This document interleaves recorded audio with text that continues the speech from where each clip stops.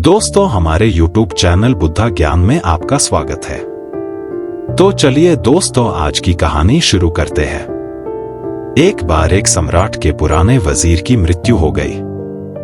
वजीर बहुत बुद्धिमान था, लेकिन उसकी अचानक मृत्यु हो गई। इसलिए अब नए वजीर की तलाश शुरू की गई। साम्राज्य बहुत बड़ा था, इसलिए उसे संभालने के लिए एक बुद्धिमान और दूरदर्शी वजीर की जरूरत थी। पूरे राज्य में सबसे बुद्धिमान और चतुर व्यक्ति की तलाश के लिए राज्य भर में कई परीक्षाएं आयोजित की गईं। पूरे राज्य से विचारशील और बुद्धिमान व्यक्तियों को चुना गया और फिर उनकी और भी कठिन परीक्षाएं ली गईं। अंत में 3 व्यक्तियों को राजधानी लाया गया ताकि सम्राट उनकी अंतिम परीक्षा ले सके।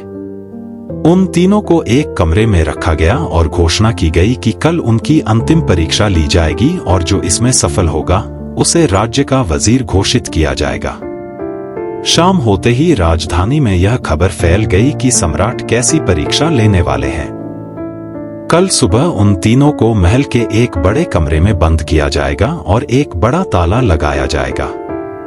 उस ताले पर कोई चाबी नहीं थी, केवल गणित के कुछ अंक लिखे हुए थे और उन अंकों में एक पहेली छिपी हुई थी। जो इस पहेली को हल करेगा और सबसे पहले दरवाजा खोलेगा, वही वजीर बनेगा। जब यह खबर उन तीनों तक पहुंची, तो उनमें से 2 व्यक्ति बाजार से गणित की किताबें खरीद लाए और रात भर उनका अध्ययन करने लगे। लेकिन तीसरा व्यक्ति, जिसका नाम धीरज था, न तो कोई किताब लाया और न ही चिंता की। वह चुपचाप सो गया। बाकी दोनों ने सोचा कि वह डर गया है या परीक्षा नहीं देना चाहता, परंतु उन्होंने कोई मौका नहीं छोड़ा और रात भर जागकर किताबें पढ़ते रहे। अगले दिन सुबह होते ही उन तीनों को कमरे में बंद कर दिया गया। ताला लग गया और सम्राट ने घोषणा की कि जो दरवाजा खोलकर सबसे पहले बाहर आएगा, वही वजीर बनेगा।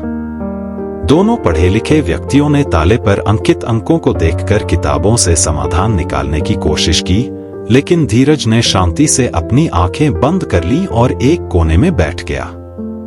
जब उसे कुछ विचार आया, तो वह उठकर दरवाजे के पास गया और धीरे से उसे धक्का दिया। दरवाजा खुला हुआ था। धीरज बिना ताला खोले ही कमरे से बाहर चला गया। जब सम्राट ने देखा कि धीरज सबसे पहले बाहर आ गया है, तो उन्होंने घोषणा की, धीरज ही सबसे बुद्धिमान है। उसने पहले यह सुनिश्चित किया कि ताला वास्तव में बंद था या नहीं।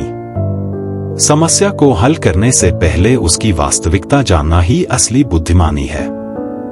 इस कहानी से हमें यह सीखने को मिलता है कि कभी-कभी समस्याएं उतनी बड़ी नहीं होती जितनी वे दिखाई देती हैं।